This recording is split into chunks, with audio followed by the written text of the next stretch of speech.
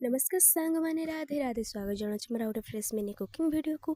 तो आज पखाड़ खावा बहुत मन होता आम ओडिया भारी बड़िया पखाड़ मोर प्राण कहले कि भूल हम ना आज्ञा। तापर पखाड़ सह कौन करी भाभी भाभी फास्ट सुजना साग आउ सुजुना फूल को भाजीदेली। देन आलू आउ सुखुआ पोड़ीदेली। कहले आपण पखाड़ सह आठारू भल आइटम आउ टेस्टी कौटी मिल कि आउ हो पार।